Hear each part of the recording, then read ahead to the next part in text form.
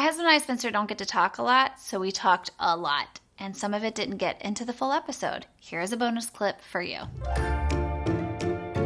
I have learned through boundaries and through just the work that I've done that kids, they don't see themselves as kids. They, in their minds, in their hearts, they are grown. They want things. They fear things. They love things. They have emotions. And as parents, I truly feel like we have to take that into consideration. There has to be discipline, but there also has to be some level at first of understanding. If, for instance, one of our kids just gets so emotional about not being able to do something that's important to them, they're not crying just to be frustrating. They're crying because they're feeling it. And so if at first, to me, I look at them, get down on their level, I understand why this upsets you. I totally get it. And when I was your age, I would feel the same way. But here's why I'm saying no. Sometimes we're like, no, you can't, and that's just it. But if there's something really important to them, I want to at least try to explain it to them. They probably won't understand it the way I'm explaining it, but there is no doubt in my mind that they appreciate that. Especially boys. I read the book on the mother-son respect effect, and at men, boys, they want to be respected from the time that they're babies till forever. And to make sure that my son feels like I'm not just shutting him down, I'm hearing him, I'm respecting what he has to say, but then I'm making the decision. And I mean, they still push boundaries just like you did, just like I did, but whereas we weren't heard, we just were kids, and we were shut down, which is, I mean, that's our generation. Like, everyone's learning different things, but now, to me, it's important that our kids know that we're at least trying to understand them, because I can't think of any bad thing that would come out of that at least they knew that we were trying to understand them. Yeah, and I think that, like, no matter what, through discipline and through whatever the deal is, it's just not allowing, like, not being reactionary about it. Right. Like, just, like, this is just what's true. There's a consequence for this. So not to confuse them about, like, love being based on, like, performance. Mm-hmm. And so I think that's something we both try to do. It could be very difficult when you have a 2-year-old hellion. And we don't do it right all the time. No, I mean, but I think the effort is there to try to separate the two. Like, yes, I'm angry, but, like, I'm going to try to explain this to you in a way that there is consequences.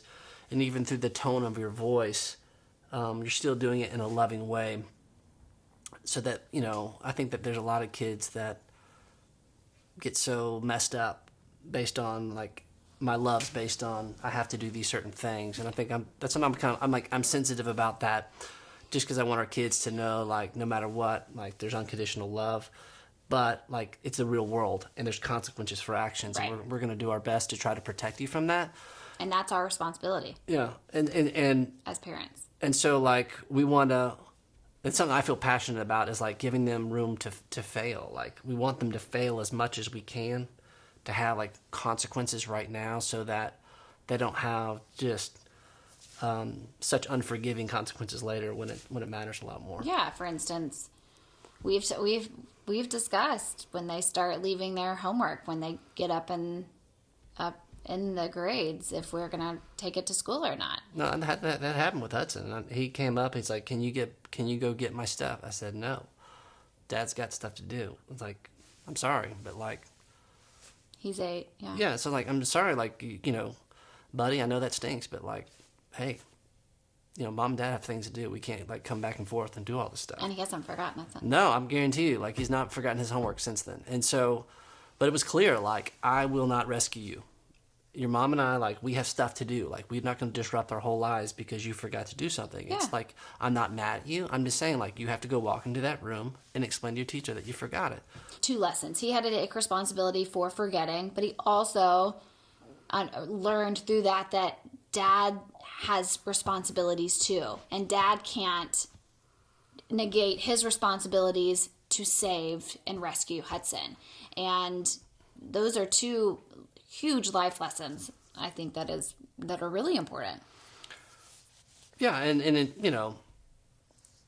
you want to do that for them. You want them to, my because goodness. because especially Hudson's the worst. Oh, it's just so sweet. When he starts getting teary-eyed, it is the worst. It is. But there you go. I mean, that was a year ago, and we haven't had an incident of any kind like that since then. And I think that's hard, but it's going to continue to be for us to be aligned and to allow those things like that to play out for our other kids. I think the other part of it is we don't always do it well, but I appreciate when I don't do it well and you show me grace, because it's like, you beat yourself up about, like, wow, that was something, in terms of, like, the way that I handled that. I was like, that's embarrassing.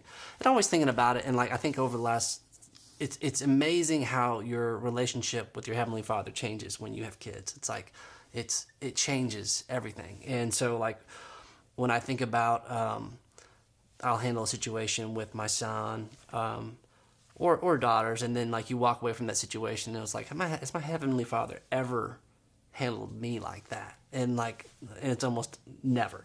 But, like, when you walk away from that and you're beating yourself up about it, I think it's really critical as a marriage, which I think that you encourage me in those situations, and don't, like, pile.